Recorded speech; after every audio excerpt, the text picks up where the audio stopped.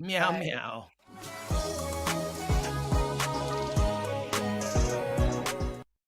Hey, happy 48-hour Friday to you, and you. Welcome to Side Dish. We are more than an appetizer when it comes to pop culture and fun. We are the whole meal. I go by the name of Headkrack. That beautiful individual in the middle right there is the pride of Rhode Island. That's the one and only Claudia Jordan in the building. And we got Broken Bow, Oklahoma's very own Tanner Thomason. How y'all Yes, feeling, gang? sir. What's up, y'all? I love Thursdays because we're so close. We're so close. So close. Yeah, like scratching the hem of the Weeknd's garment. Not the singer, but the actual Weeknd. You know what I mean? We're so close to being in, man. How's your day treating y'all? I went golfing today with some friends and I had a good time. I forgot the time, so I barely made it back in time. Like I thought it was an hour earlier. Is that an old thing? Do y'all be forgetting what day it is sometimes or what time it is? Oh, yeah. Nah, my schedule really makes me very aware of what day it is, what minute it is, what hour it is. I'm in a different season right now. It's really crazy. Tanner, I feel like you kind of feel that way sometimes. Oh, yeah. I totally lose. I'm one of those people where it's like, I got to look at my phone to remind myself the date. Like, I forget the date all the time. I got to remind myself that I'm in the Eastern time zone, and I know people in Central and Pacific, and I get that all messed up. I walk around confused a lot. Same. And I'm like, is this what early onset dementia is like? Oh. Because that's what it feels like sometimes. You know, like, but the cool thing is the fact that you do still have your mental faculties. So you're just kind of like giving it a trial run. You know what I'm saying? Not necessarily committing to the whole thing, but just, just giving it a test. So dementia light, if you will. Oh, dementia light. I like that. Dementia light. Sounds almost cute. Yeah. I feel like there's a girl somewhere out there named Dementia. Dementia, come upstairs. You got your thing going on. Listen, there's a name. There's some wild names out there. I met one of the most ugliest guys ever, and his name was Adonis. Right now, that is a name, an established name, but the wrong people get the names. But there are some wild names out there in these streets. Very wild. Yo, by curiosity, do you know that person's last name, or like would it be slander if we said it? No, I don't remember his last name. I know he had his hair gelled forward like a Caesar, and he cut it, but it was like bald up here. And he had very strong features. Oh. So he looked like an adult baby. And that's a good like with the hair. Okay, cool. Because I went to school with an Adonis, and I was like, what are the chances? He was in LA. Oh, no chance. Okay. I feel like this guy would have never left the state. Moving on. Talking about people that travel and get it popping. The Braxtons, they're back with more family drama. So remember that rift between Tamar and her sisters after she was sent a cease and desist because she planned to interview her niece, Ashley Braxton, their brother Michael's daughter, on her podcast. There's a little B-roll of that, in case you don't remember. In certain lighting, sometimes Tony looks like a Kardashian. Oh. Anyway, so back in 2024, Ashley claimed that at 16, an aunt cut her off after the aunt's partner allegedly sent her inappropriate messages. Fans guessed it was Trina Braxton and her late ex, Gabe Solis. Well, Tamar is going off again, saying the family secret was kept from her, and she found out when Ashley shared it on TikTok. In a post shared by Neighborhood Talk, Tamar said, "If I knew all I know now, I would have aired Gabe's ass out like I would normally. But all this was kept from me until Ashley spoke out so that I wouldn't. This season has made me ridiculously traumatized and triggered. Family secrets is real and it will F you and your life up." All right, y'all. So the Braxtons have kept this one in the family group chat and off social media and TV. And do we need to bring Ayanna Van Zandt back into the fold to bring peace to this family? What do y'all think? I mean, off the riff, it just kind of depends on what else they got going on this season, because you kind of need that epicenter thing to kind of get a season going. And it seems like this is what we're leading with. Don't know what the rest of the season has. Because that show's been on for how many years? I don't even know. A long time. It's been a really long time. A side note here. Trina shared a video saying she doesn't negate anyone's experience, but she wishes the people accused were still alive to defend themselves, alluding to her ex, the late Gabe, who died of pancreatic cancer in 2018.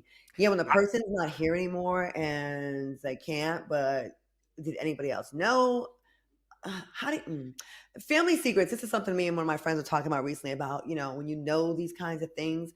I don't know what it is with families protecting these secrets and not wanting people to know. And I believe that people should be put on blast. I do. I agree. I would feel like Tamar here. If I found out that something happened and I was the only person who did not know. And it was something that the reason that I wasn't told perhaps could have been because they knew I wouldn't react positively to it, or I would have brought a certain amount of aggression. Well, guess what? I'm doubled up now because you guys are keeping family business from me. So now I don't even know if I can trust you. What else are you keeping from me? It would really bother me, and I understand why she's upset. And also that narrative too that people throw out there on, like, and I don't want to say victim because I don't know how deep this goes, right? Was it more than inappropriate messages or whatever, right? Like, oh, how come you didn't tell when it happened? Because like I used to lead with that energy, like, yo, Right. if something happened, tell people when it happened. And then like people got on me, it's like, you can't tell people when to decide they want to tell their story. But in this situation, it's damned if you do, damned if you don't. You know what I mean? Like sometimes the first step in a therapy type session, even if it's not with the real therapist, is telling someone else your story. Like sometimes you feel so relieved when you take the cork off a bottle that you've had corked for so long, and now like, all right, cool. Now that I got that off my chest and out my spirit, someone else knows I'm not just holding that. They feel good about it. But it does suck when the person's not there to either feel the fire or defend themselves. Yeah. If the allegations aren't true. Yeah. And the other thing too is just think about it like this. Think about and again, the more that I think about it, the more that I would be fired up, because like Tamar reads about this online, right? And then she's like, oh, I'm going to have her on my podcast to talk about it. And then gets hit with a cease and desist from her own family. And we've had several members of the Braxtons on Dish. I love all of them. They've been nothing but great to me. Tamar's wonderful to work with.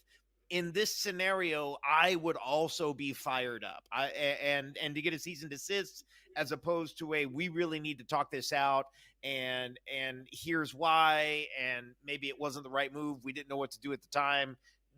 Those discussions, I feel like that sort of interpersonal family trauma is the kind of stuff that makes people tear apart. We got it on reality TV, but that can damage a family. Yeah, very complicated situations, and I kind of agree with Tam on this one. I feel like if there's someone that's inappropriate with the child or anyone in the family, we're gonna put it on blast and let the chips fall where they may. And if you didn't want the smoke, then you shouldn't have done it. Yep. All right. Yeah. All right. Moving on.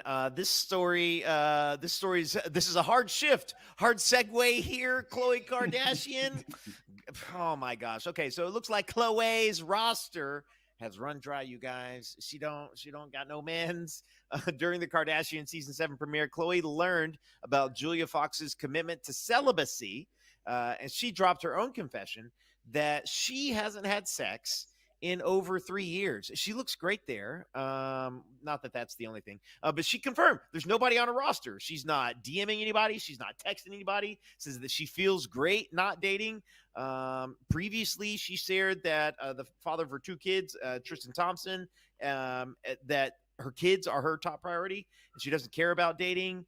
And here's my thing is like, I don't know why she would lie, but do you believe this? 3 years for Kardashian? Any other person, I'd be like, nah. But being out in this dating scene, I could see how it's easy to be celibate. But I think as far as the Kardashians, Kim and Khloe, right? I mean, sorry, Kim and Kourtney. No, Khloe. I'm sorry. I get so confused with all of them. Okay, yeah. They have a type, which is rich, black, athletic men. Okay, minus Kanye West. He's not athletic, but like they like the athletes and the entertainers. Honestly, Khloe was on a run for like many years where I think she ran out. Yeah. Like, there's no other teams. There's no other artists. Like, the kind of guys that she liked, she kind of ran out. Like, there was a time that she was just on like a bam, bam, bam, bam, bam, bam, bam, bam, bam, bam, bam. So, I mean, the kind of guy she likes, that dating pool is kind of small. You know what I mean? So, yeah. And then when the Raiders moved to Vegas, that kind of took a lot of people off the chessboard too. That took off, what, 55 people? Well, how many people? Yeah, like the options got really thin. When the Raiders moved to Vegas? Yeah, because like she was keeping it basketball and NBA for a minute. So it seemed like the NFL was the next logical step, but then they took the whole team.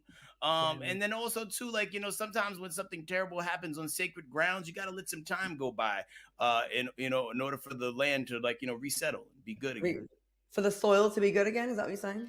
Yeah, like kind of like, like, hey, if there was a murder suicide in the house, you don't want to move in there next year. You want to give it some time. It's a When weird you watch analogy, but the real ones know. your analogies are that's why you're such a great rapper and off the dome as well. Yeah, and plus, like again, that dating pool, there's only so many people you're gonna run out. You know what I mean? There's nobody else. Like she's not gonna date a stockbroker. She's not gonna date a She tech guy. might. She might date a stockbroker. Her sister, Courtney, was married a rock star. Like I could see Khloe doing that because here's the thing: is the type. Listen, some people's pickers are broken, and her picker has led her to a lot of heartbreak over the last decade. She looks better than she's ever looked. Now she's also got those 2 kids at home. Dating is hard when you got kids at home, and maybe they're at a young age where it's a little more difficult for mom to get out. There's a lot of questions. But I don't know. She listen, she's the Kardashian with the big heart, and I hope she does find somebody. I mean, well, Courtney is like the Marilyn Munster of the Kardashians. She's going to date normal people, do normal things. But Claudia, if you could, right, match make for Khloe Kardashian, and Tanner, if you got any ideas too, like who would you pair her with? Who's on the Lakers? Bronny? Let's see. Cedric Ceballos is no longer with them, correct? I think no. He's on. Cool. I think does he live out here in Dallas? Most people retire and move to Dallas, way cheaper living. But in the chat, who would y'all pair with? I know it takes a second for the information to get there. Yeah. And you know what? A lot of women are going celibate. I know a lot of that is happening right now. I've shared that I've been kind of on that and willing to break it though. But again, the dating pool is drying up. Depends on what you like. I'm just saying. All right. So yesterday we talked about singer-songwriter Kevin McCall's latest interview on Back on Fig podcast. Well, he's still stirring up controversy, and this time it's about artists who he says can't sing. Yo, check this out. Everybody can't be Patti LaBelle coming to this. Patti can't sing to me. You feel like Patti LaBelle can't sing? Oh, I didn't say some. Y'all want to know all the people can't sing? Yeah. But I'm a fan of them. Mary J. Blige can't sing. Keisha Cole can't sing. Patti can't sing. Keith Sweat can't sing. Keisha Cole can't sing? Keisha Cole cannot sing. Alicia Keys cannot sing. Pitch, tone deaf. Most people don't sing. Y'all don't know these things. I used to argue with people. Now you want to know who can sing? Yeah. Yeah. T-Pain can sing without auto-tune. T-Pain can really sing. Brandy. Jasmine Sullivan. No, let him name his. Don't help me. I want to hear his. And then when you go Brandy and Monica, y'all ain't going to believe who I'm going to choose. Brandy. Yeah, because you already said you got to choose Brandy. A lot of people going to choose Brandy, though. Right. But keep on. Who else? Who else can sing? Can sing is like a Mario. Mario can't sing. He corny and all that type of stuff. Mario can't sing. He can sing like he sing better than me. Monica can sing, though. I love Monica. Monica can sing her face off. And then we just getting, I know real singers, though. Like, if I get into the Clark sisters or Carvina Jones. Keisha Cole can't sing is new to me. I like it. Now, most people agree with him, but he said he went too far about Patti. What do you guys think? Is there anyone you agree or disagree with? And who's an overrated singer in your book? I think he's on. First of all, Keisha Cole can sing. I don't agree with that at all. Like she has have y'all heard her live too? She's great live, and Keisha Cole could sing so good that she lowered the shelf on that love song just to give everybody a chance to sing along with her at their level. You know what I mean? Knowing damn well she could hit the note and do the parts, but like.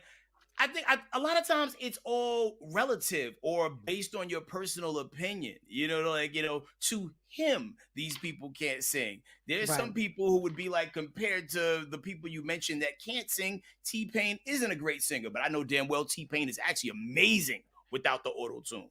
Wow, that's good to know. That's very interesting, actually. Yo, he did a run about a year or two ago where he was doing all these shows live and just out there just singing his heart out. The auto-tune was just the extra icing on the cake, and using the technology at the time. He really got it. He one of them ones. My takeaway from this little clip is a little different. We were talking about him like yesterday, and he's upset with Chris Brown, and he's talking about the EBT card and talking about how it's not fair. I feel like, to me, this is an example of why things didn't work out for him. And I know this is a hard left on who can sing and who can't sing. But if he can sit down on a podcast and just run up a list of names talking about how they can't sing, like, that's negative energy that you're putting out. And like, when you're willing to do that and you're willing to say, like, this person can't sing, because every single name he listed was Alicia Keys, every single name he listed was a very extremely successful singer. And so it's just like, maybe they're not all perfect, but at the same time, we know who all of them are. And a lot of people are just learning about him this week. Sadly, I think we're just witnessing a crash out. And then because he got all that attention from what happened the other day, going on these podcasts and making these outrageous statements is getting him more attention than he's gotten in a long time. And this is a talented guy. I've seen him recently. We actually pieced it up because we had a big beef years ago and he was real disrespectful online. And he apologized to me and came up to me. And I was like, wow, I'm glad to see, like, I'm happy for you that you're like cleaning up your act. You're getting on the right path. And I legitimately am, because he's a talented guy. But what happens in our society is we like to reward this kind of behavior with attention, clicks, and views and more interviews. And it's going to make him just go out and say, I think he's saying this like it's for shock value. You know what I mean? I think sometimes when you're as talented as some of these people could be, you get so frustrated that no one is recognizing you for that thing that you do climb to the top of the mountain and make just bizarre statements, just to get the clicks popping. And, some people win with it. Some people not so much. A lot of people calling them crazy in the chat. It's like, yo, Keisha Cole, they willing to die on that hill. Right. That she could say. Well, another singer who can sang is Summer Walker. She's finally over it. She's been in these social media streets promoting her third studio album. And while her love life has always informed her music, or inspired it, I should say, things can get messy when art imitates life. Now, she joined Complex's Speedy Mormon to discuss the time Lil Meech publicly embarrassed her while they were dating. Now, first we're going to jog your memory, then we're going to listen to what Summer has to say about it. Check it out. What you working with? Yeah. What you working with? What you working with? What you working with? Yeah. Get your bands up. Or you ain't tricking. I'ma hit your. Damn, I can't help my cousin bring the bags in the house. We went to the grocery store, man. I want to talk about an unfortunate situation for you that led to an incredible line and meme for us as fans and viewers, and that was, I can't help my cousin bring the bags in the house. Yes. What do you remember about that? Incredible line. What do you remember about a moment like that? Was it infuriating for you? It was. I was really ignorant, but hey. Did you laugh at it, or were you like in too deep? No, I was like, that's trifling. I literally don't even have to say anything on that because his life is terrible now. So. Damn. Yeah. Yo, my man Speedy Mormon said that was an incredible line. What's the craziest lie someone has ever told you when it was definitely clear in 4K that they was wrong?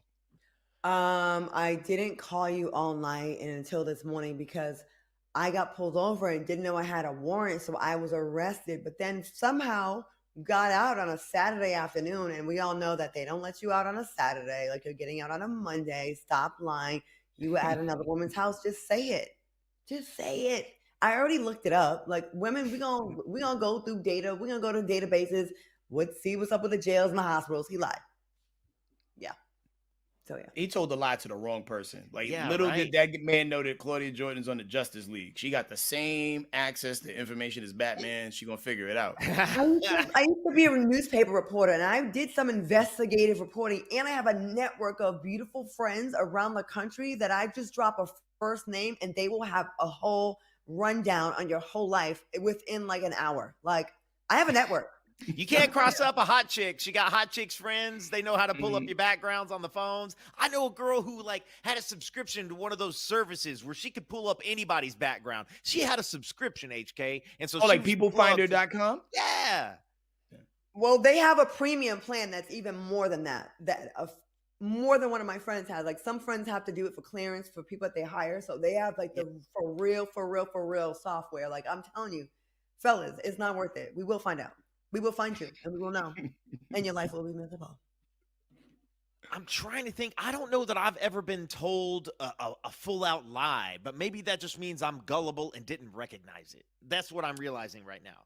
We do fall for the okie doke a lot of time as men, Tanner. I'm looking at the comments. Mama Mel said, my phone fell asleep in the pool. Somebody else said, my ex told me, NASA's Roddy said, my ex told me I couldn't sleep over because his aunt was staying with him. Oh, they always use a relative. Like they use a relative. Like I gotta take my mom to church in the morning. But it's Tuesday. Yeah, it's Tuesday. The mom. Hilarious. Yeah. All right, we got to take a quick break. I'm gonna keep it going in the chat. We'll see you guys with more side dish in just 2 minutes.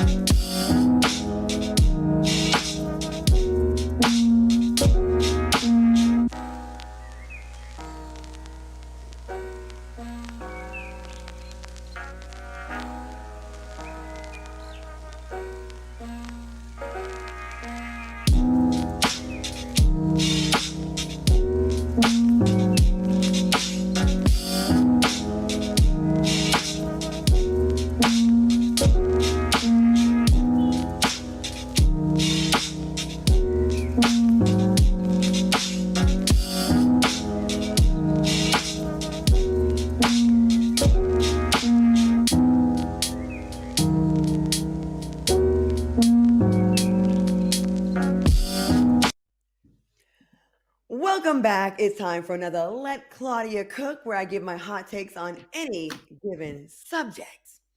All right, former NBA player Gilbert Arenas is not new to controversial takes regarding many topics. Now, on a live stream, he kept it way too real about what really goes on during the NBA season, from late night strip club runs to lying to his wife 10, 12 times a day. He says when the games start, so do the bad habits. Let's take a listen. That's where all the bad habits are. So when the season starts, now I'm flying to Miami. Now I'm flying to Atlanta. Now I'm flying to Los Angeles, New York, right? Houston. Yeah. Coming in 2, 3 in the morning. Where am I going? Strip club. Right? Club. So we are partying and drinking damn near every city we go. What? Different girls every city we go. So we're partying during the season on our work schedule. In the summer, we ain't doing none of that. Yeah. Because our girlfriends and our families here. I lie to my wife every day. What 10, 12 lies a day. That's my job, to lie. Her job is to try to catch the lie. So you've been through the whole phase. Yeah. And you lived it, and now you're settled down. I'm not gonna lie, respect. No, see, you said settle down like I'm happy. that's wild, man. Don't put that on. Oh, Gilbert, never gonna grow up Arenas. He's entertaining. Like if he was just a podcast host, which he kind of is now, right?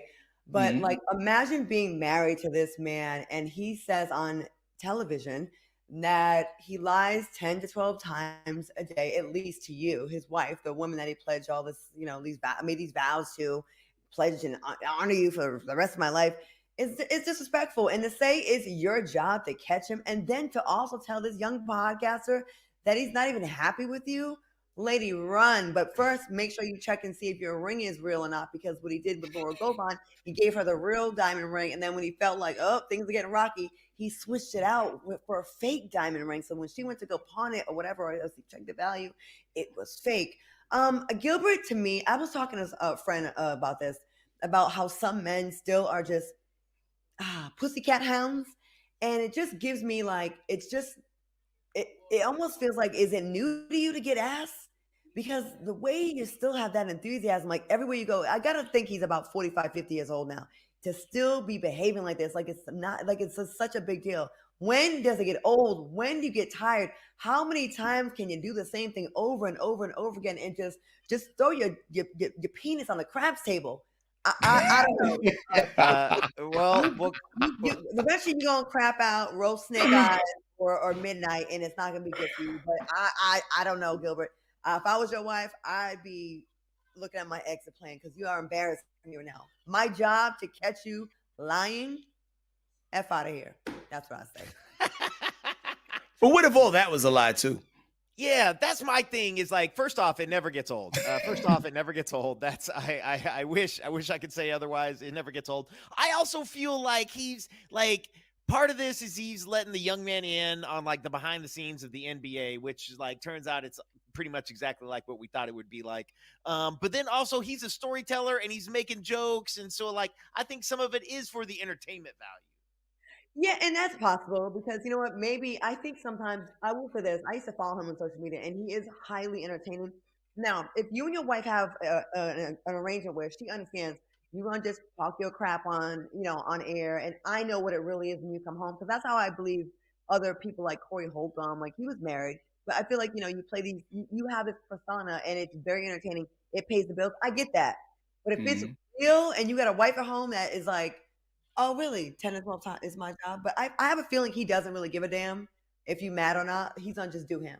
He seems like he's not a guy that's like gonna really. He gives that what are you gonna do energy, like Exactly. I mean, but it's kind of like if you marry a police officer, there's a good chance that he may get killed in the line of duty. If you date a athlete, it's a very good chance he's going to kill someone in a bedroom in the line of duty. And I think you know what you're signing up for when you sign up for it. But they do lie and present a whole different person before it gets real official. I'm just letting you know right now. I wonder how many WNBA chicks cheat on a dude. Yeah, they know the game. That's why they play it. Well, moving on. Sometimes less is more, and that, my friends, is a lesson that needs to be learned by a lot of people out there. So everyone didn't apply it. However, life will humble you fast, and that's exactly what happened to Holly's baby daddy, DDG. I'm talking about Holly from Khloe and Holly. Some people say Haley. It depends on the day of the week. But anyway, there was an event where he was flexing on his necklace. Just take a look. Good. What's good with you? Oh my gosh, you did it again. You might be slow. Oh my gosh, what car do you drive? That is not the measure. I just don't want to. Put that shit in your pocket. I'm not gonna lie, you are not tough for that. Okay. I was waiting on somebody to tell me. You know what I mean? I really was gonna keep this shit going until somebody. But you being honest with me though, right? Of course. There you go. There you go. But I really respect that. Like, nobody was honest with me tonight, but you. Nobody said that shit to you? No.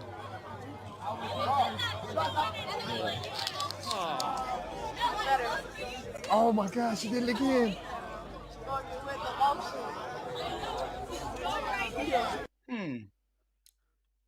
Wow. Do you think it was corny or innovative for him to rock his Ferrari keys around his neck? I feel like you're just begging to be robbed or like targeted for like a later terrible event when people kind of just know what it is. I'm going to go back to do a recall to a story that we did earlier. See, this, I will amend what I said about Khloe Kardashian, because this is how the way men are behaving. I 1000% now believe, yes, she has been celibate for 3 years, because this is what we got to deal with. Ferrari keys around your neck, just doing too much. But then these are the same guys that would be mad if you gold dig them when they show up to events like this. You gotta make up your mind, sir. And it was Okay, someone help me out because I remember we were talking about it was maybe last year or maybe early this year where he rented the Lambo to give it to his son for clout in a video. Like he was giving him the Lambo, but then we found out it was just like for his first birthday, right? And it was just for clout. He didn't buy it. Does he? And does he own a Ferrari, or did he just get a set of keys and hanging them around his necklace? I mean, if that's a rental Ferrari key, that's not cute. What were you saying? I mean, but it seems like he would have the money to do that because he was really popular on YouTube. And I know a lot of people really just started like paying more attention to him when he got into the relationship with Haley. But I mean, he was doing his thing. He wasn't on my radar either. And when I started like, just doing the research, because I think we had an interview one time on the radio and I was like, oh, wow, this guy's been active for a long time. So I wouldn't put it past him, but you could just you don't got to do the corny stuff. All you got to do is show up and be dope. You don't got to do the dumb stuff. Yeah, it's so I feel bad. I genuinely feel bad for men who think that they need to do things like this. Like, because now I'm thinking about it. It doesn't matter if the key was for his car or not, because the intention and the mindset behind it is the same regardless. I'm gonna tell you, when I first moved to Dallas and I went on my first date with KJ, who ended up being my boyfriend for 3 years, and he's like one of my best friends to this day. I remember he was like really saying, oh, his house was in the hood and his car was whatever. And then he came to pick me up at my high rise, and I lived in a nice place. And he pulled up in a dope, like a really nice white Range Rover, and I was like, like it made me be like, I love that you downplayed, and then I'm pleasantly surprised with. Not that a Range Rover is a Ferrari, but I think it's a very dope car. I love them. I have one now. And I like that. Like the key on your neck is like you're advertising something that you don't want to give later. I think that's so sexy when a man downplays and then I can discover like, oh, you didn't tell me how to like that. Like, don't lead with that because that means the more I think you're just corny. Well, it's advertising that you're shallow is what it's doing. It's like a lot of times a shallowness of an individual is revealed a little bit over a conversation, over an evening. But when you got a key hanging around your neck, that's like a beacon of light screaming shallow. I think social media is one of the worst things that happen to society. I really do. It really got people like really living for other people they don't even know. Yeah. Also, I want to learn that handshake that girl was doing. I never got I didn't get a good look at it. Okay. All right, y'all. Hey, okay, so this is a fun one. This challenge has been going around. I'm excited about this version of it. The stars of Ryan Murphy's All's Fair on Hulu. I'm talking about Kim Kardashian, Teyana Taylor, Niecy Nash, Sarah Paulson, Glenn Close, and Naomi Watts. Bunch of big stars. They put their moves to the test in the backup dancer challenge. Let's just say it was given just a little bit of everything. I never knew love like this before. Now I'm lonely, nevermore. Since you came into my life. Amazing. They were dancing to different songs, every last one of them. Teyana was really shaking that thing like a salt shaker. Kim, now, I think you're a gorgeous girl. You've been around too many of us and birthed a few. You should be a little better by now. You would think she'd have that rhythm. But full disclosure, I kind of dance like that too. Wait, like Kim or like Teyana? No, Teyana could dance. Kim was like this. She wasn't doing much. I'm probably like that though. I can't really dance. So who am I? But how much of her body you think she has actual control of? Like a lot of that stuff is aftermarket. So like you know. Well, also she was in like, a big, almost a gown in that video. She's probably like cinched up within an inch of her life. Look at that. Yeah, is that Sarah Paulson back there though, going crazy? Yo. Yeah. Sarah's like going hard. She's like going at it with the opening, putting the girls almost out. I love that. That was so fun though. Listen, when we all get together in the same city, I'm gonna fly to Atlanta so we can do this. We need to do this. I'll do it. Let's go. I'm with the shenanigans. Yeah. I'm gonna probably be like Sarah Paulson, but I'm with the shenanigans. I will be on the same level as Kim as I criticize her. So yeah. It's hilarious. When you think about like some of the different challenges that they've had over the last few years, which one has been your favorite? For me, it was the milk crate challenge because I feel like there's some people who still ain't necessarily regained their full mobility after falling off some of those. I love that one. Do you remember the For the D challenge where girls were rapping what they would do for the D? My best a bunch of celebs did it. My best friend Annie Alonso, she's like late to trends, and she wanted to do it like 8 months after the fact, and she came to my house and made me go for 12 hours straight. We kept redoing it. And we finally did it, and I didn't want to post it, but eventually I posted a clip of it for our birthday. I'll have to share it with you guys. We were very late, but yeah, the For the D challenge. Embarrassing, y'all. Oh. Anyone stick out to you, Santa?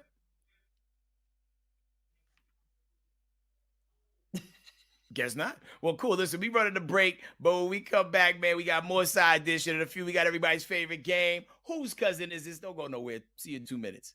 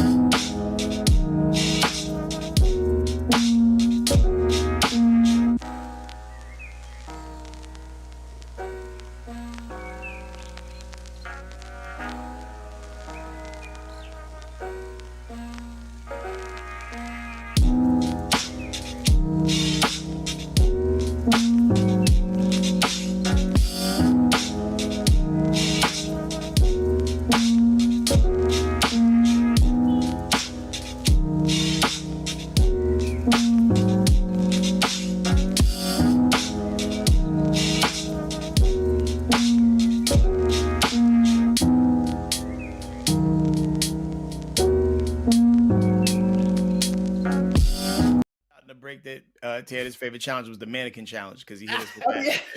That was a great. He mastered that one. Welcome back. They say all dogs go to heaven, but some people are not just trying to make sure. You may have seen the pet baptism pranks. If not, you're in for a hilarious treat. Check these out.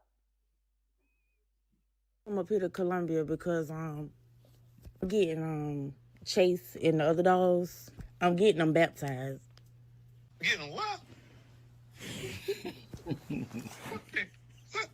They ain't even talking about no daggone dog being baptized. Just throw some damn water on the daggone dog. Bishop Williams, they gonna baptize Louis. I know you ain't talking about no damn dog. Yes. You need to get baptized before the dog.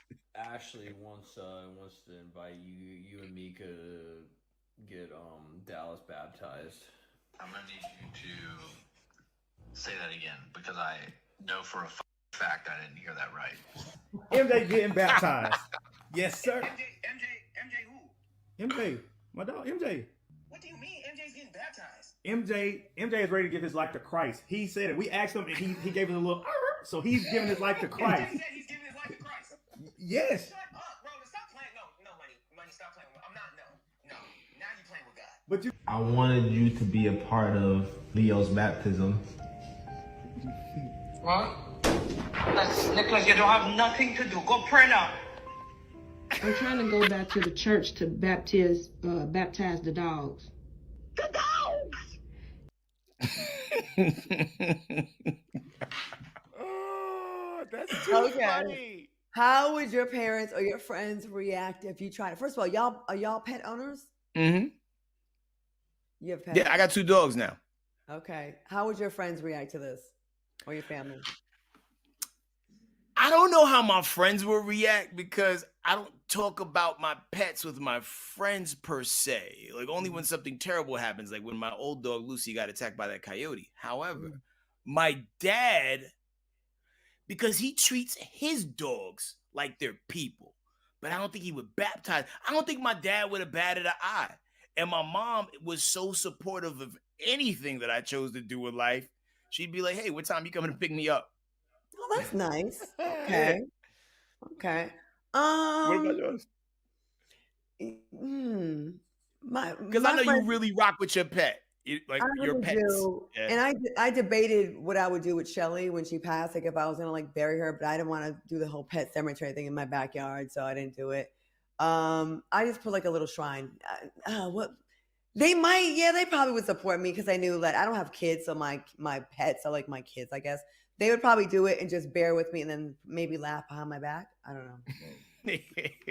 I mean, if they were serious, if someone was like serious about it, I'll go with it. Like in my family, like I don't have any pets, but both of my sisters have pets, and after a while, you know what I'm saying? They once a dog or a cat has been with you and your family about 10 years, they are a member. And so like I check in on them. I'm like, how's Murphy doing? What's up with Ranger? Is he feeling good now? Because you know dogs get sick and everything. And so I would go to a little pet baptism. I think it's so funny because like in our culture, like amongst our cousins, like we are notorious for like not want to spend a bunch of money on our dog. Like we don't put the dogs in like outfits and let them kisses on the mouth and take them to the vet. Usually not that much. And you know, I think our friends would a lot of times be suspicious. Like, come on, that ain't happening. Yeah. Like, yo, when like I had to take my dog to the hospital and they told me it was $16,000, like all of my ancestors was whispering in my ear, like, nah, son. Yeah. They were like, what dog? I paid it, man, because at that point, like I had the dog. That dog been in my life like 15 years, which was also a good reason to not spend $16,000. You know, like getting a dog a blood transfusion. You know what I mean? However, it bought me 7 more months. 7. I lost a cat. I maxed out my credit card. 1 month later, she got eaten up by a coyote. Snuck out the house after surgery to save her life. I was so mad. Damn coyotes. Oh, dang. Wow. We're going to start up a coyote vigilante group and take them out. Okay. All right. Here's a little sexy story for the night. So pay attention, folks. Move over, Bonnie Blue. If you know, you know, because Bertha Brown is coming for your spot. Older women are taking their talents over to the adult site OnlyFans and to show something seasoned, something a little strange, something maybe a little wrinkled for a little piece of change. 73-year-old Michelle Hardenbrook, a self-proclaimed GILF, signed up for OnlyFans to make ends meet. She said, if we don't do OnlyFans, we're living from one Social Security check to the next. There she is. So we can also take, this is a 72-year-old sex kitten, Caroline V, for example. V is not for virgin. She joined OnlyFans at 62. Now she's got money in the bank because guess what, guys? She's in the top 1% of earners, racking up $36K a month. $36K a month. That's like $400,000 a year. What would you do? Do they tax that? I think there's a little tax on it. OnlyFans also, I think they take 20% or so I've heard. What would you do if you scrolled and you saw your gam with the gams out on OnlyFans? Who, me? Sure. Well, it would be weird because both my grandmas are dead. So I'd be like, wait a minute, who did this? Yo, man. Like the way my grandmother mind is categories. right now. Oh, wait, like, yeah, you in the ghost league, right? You know what I'm saying? Like, yo, like the way my grandmother mind is right now, like, yo, I would be like Charles Bronson looking for vigilante justice, ready to murder the person that talked her into it. Cause like, yo, my grandmother has been talked into cutting off her Medicaid and re-signing up with it. It got to a point where it was like, yo, if you cancel this Medicaid one more time, we ain't let you back on. Like, she's just getting to a point where like, she used to be the one who used to tell us to trust nobody, and now she fall for everything. And it's just like, I hate that I'm not in the house answering the phone, doing the things. So if you see my grandmother on OnlyFans, you give her some grace, damn it. I don't want to like just dramatically change the subject, but I am thinking about a little Helen Mirren's subscription, a little Dame Judi Dench subscription, maybe a oh my gosh, a Mark Why can't I think of her name? You guys know who I'm talking about. She's so, her and Snoop are good friends. Martha Stewart. Martha Stewart. Yeah. Martha Stewart looks good. She's also like very sexy in her age. Like I would sign up for Martha Stewart's OnlyFans. Would you date her? She did with like some apron covering up the nips. You know what I'm saying? Just like, hey. Talking about, look at these milk and cookies. Come on, Martha. You know what? The way y'all are both behaving, I would place a bet that maybe one of y'all already are subscribing to grandma porn or OnlyFans. I like to check that search history. When we go do that challenge together, Ken, I'm gonna need to see your phone. Oh, okay. All right. I'm gonna need to see it. I mean, you can get everything you're looking for on Reddit. It's all on Reddit. That's true. Yeah. All right. Well, ladies and gentlemen, I'm going to probe these two, not physically, but mentally, and find out what's going on in their brains because I need answers. We'll be right back in 2 minutes. Y'all got me and Martha making a pie. That's what we're doing. I'll give you a pie.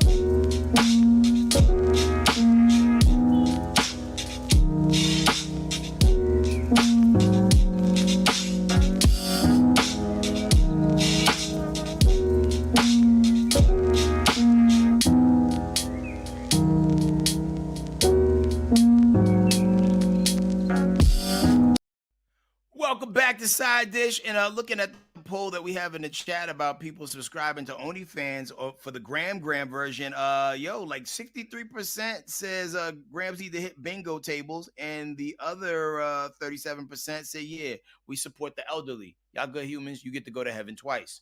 Now it's time for the question of the day, and it's time to set the scene. Now, listen, you did everything they said you were supposed to do. You went to school, you stayed out of trouble, you got that degree, all those things, man. Even started a business or maybe two of them, right? You made the small money and now you're up, way up. You moved off the block, got a nice spot, better schools for your kids. Life is good. But here's the thing. The same people who used to cheer for you now whisper, man, they forgot where they came from. They ain't keeping it real no more. And all those other things that people say when you feel like, like you left them behind. Survivor's remorse, I think I heard somebody refer to it as. So here's the question. When you level up in life, do you owe it to your people to come back or just set an example from afar? Because I know a lot of famous people who got killed in the same neighborhoods that they used to walk on. What do you think, Tanner? It's interesting. It's so funny. First off, I'm very interested in both of your perspectives on this. Claudia, I would think my perspective on this might be similar to yours. I don't know where in Rhode Island you're from, but I would imagine a rural area. Am I right there? Rhode Island has a city. I'm from East Providence, so it's city, but it's not like a big, huge city. Like 50,000 people in East Providence.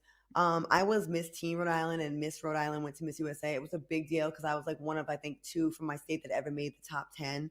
So It was like a big deal. And like, I feel like being from the smallest state in the country, and I didn't mean to jump into your time. No, you're fine. But yeah, I do feel like you owe it to go back, or you should feel like.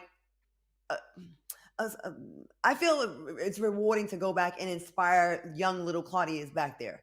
You know, like to kind of see beyond the state lines, because I grew up with a lot of people that never left the state, so it felt good. But I do also realize what Nipsey Hussle, didn't he get killed in his own neighborhood? And trying to do so much for his community. So it's like you gotta find that right in front of his business. Yeah, and he was trying to do great things for this, not just the city, the state. And but it does feel good to go back and to hear someone say, I never thought I could do this, but then when I found out you were from my same hometown, it made me feel I could do it. So I'd be like a yes with security. A beacon of hope. With security, like you say, yeah. Yeah. It's interesting. So I'm from a really, really rural area. A little HK said it at the top of the show, Broken Bow. I'm from Broken Bow, Oklahoma. It's way down in the southeastern corner. There are 4,000 people in the whole town. And when I left, there was only 2 stoplights. Or 4 stoplights, and they would turn 2 of them off in the summers. And it's funny. I rarely ever get back there. No one from McCurtain County, let alone not that many people from Oklahoma, have had any sort of career in the entertainment industry. Sure, there are a bunch, but not from Broken Bow. Like, let me tell you this, nobody from Broken Bow has ever done anything like this. And one time I was home, and now granted, I got out of college and I got out of town, and I like set on the chase, the dream, and the whole thing. And somebody told me that I don't sound like us anymore. And that was a weird sort of like moment, because like where I'm from, it's kind of that stereotype of like, we kind of y'alls and ain'ts and like, hey, what do you want to do? It's like, that's really what it is. And it's really a very rural, very dirt road, backwoods kind of place. And so it's funny. Like, I don't get back there very often. And I do think about the little me's that are probably still there. And I don't know what to do about it, to be honest. I think it'd be really impactful if you did go with less than 4,000 people there. Like maybe do something, a daytime event, something where it's like I don't know, like maybe pass out toys for tots or something. It would make you like a national, like not a national. It'd make you like a hero in that city. You know what I mean? You can inspire the next version of you. You know what I mean? Like that kid who like came from the same zip code that made it. Yeah. Yeah. Like for me, like. It's been one of those things where, like, because I moved around so much, right? Like, you know, the Dallas portion of my life, no problems there. And most of the New York portion of my life, no problems there. Like, I go back to Tracy Towers every time I go to New York. And I even ran into the maintenance man, George, who is responsible for the one whooping I ever got in life from my mom because I was at the soda machine and I shouldn't be. He still works there after all these years. Concourse Village, never going back. Concourse Village got so bad, they let the security guards go. They're like, yo, listen, just get out. Just go.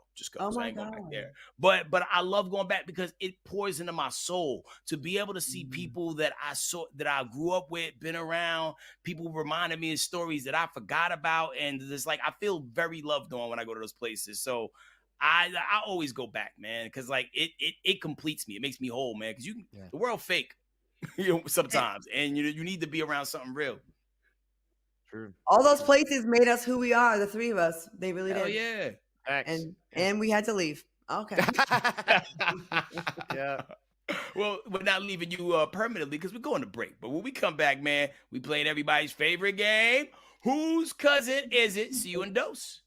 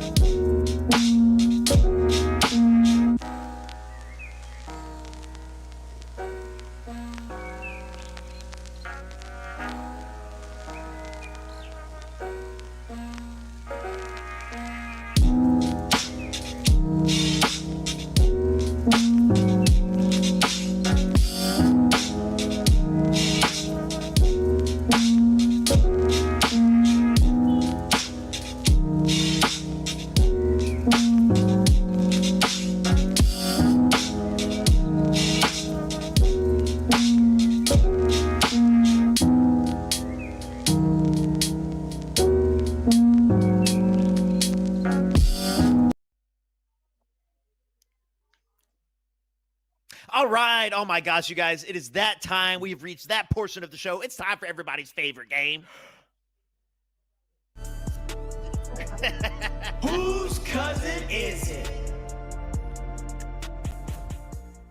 All right, here we go. Okay, okie dokie. So keeping in the elderly topics, a 76-year-old man in Highlands County, Florida, just got popped for running a whole pharmacy out of his house. But here's the kicker. He had a big old sign on the front yard that said, absolutely no drugs allowed on the premises.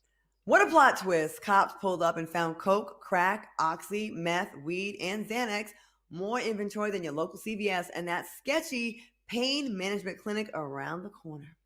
Plus, Grandpa had like $20K in cash and a whole gang of guns, giving major Breaking Bad vibes, and his new address is now the Highland County Jail with a sign that says, absolutely no visitors after 8. All right, y'all, whose cousin is it? You feel like it was you, Tanner? Like your cousin? I feel like, well, there's also the Florida of it all. But okay. I also feel like, now I don't know Highlands County. I don't know the demo there. I don't know the population there.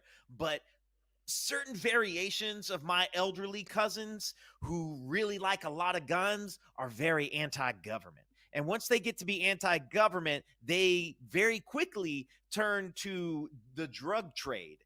And so to me, it goes a little hand in hand. Florida, anti-government. Like I would say this is going to be my elderly cousin with a short haircut, maybe missing some teeth, and maybe a goatee. You know, like you see in the profile pics where they're saying something incredibly racist. You know, yeah. For me, like in my head, I picture the guy who's like the redneck character on Grand Theft Auto 5, that playable character who was also involved in all the things that this guy was involved in. Like that's who I visualize in my head. I don't you think know. It's murder?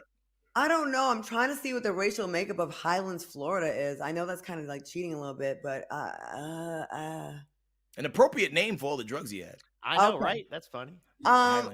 Based on the demographic, I'm gonna have to go with Tanner's cousin. It's only 9% black there. Ooh, but only 9%. They're not cutting that population very well. But the drugs. We don't really mess with meth and oxy, coke. Yo, meth is my cousin's 100%. There has to maybe somewhere been a black meth crime, or is it only white people doing meth? I mean, probably like in the lowest percentages. The only meth that we mess with is Method Man. You know what I'm saying? And that's kind of where it stops. There it is. So we're going Tanner's cousin? That's what we're doing? Tanner's cousin it is, man. Let's get it. Let's see it. Let's that van. No! Not Mr. John Wesley Moss. Oh, and he got that nice scarf. That's Morgan Freeman cousin. And he looks like, and I'll do it again. Dang. That's what he looks like. He does. Here I was, falling on the meth sword. And look what happened. We've kind of been rattled this week with, these crimes. Like you would think we know nothing about crime. We need to go back outside. Yeah, we need to do a week in Florida, and not the fun part either. Like we need to understand the culture and the landscape so we can lock in with these crimes. Side dish live from West Florida, or whatever. The absolutely no drugs allowed on the premises. He's probably like big in the church too and everything. Oh yeah, for sure. He did an old bait and switch, like, hey, we don't got drugs here. Greenland, Iceland, that kind of vibe. Hey, I want to shout out. I want to shout out Fela Kuti, Big Sis, Chris, Christine R, Gina G Love, Lamont, Bully, Angel, Unique, Batty Boy. So happy to see you guys. You can catch my whole episode of Tamron Hall Show on the Tamron Hall Show website. They replay it. It's on there now. Check it out. Yo, support the homie. Be sure you like this episode, like her episode of Tamron Hall. Share, tell everybody. See y'all tomorrow. Bye.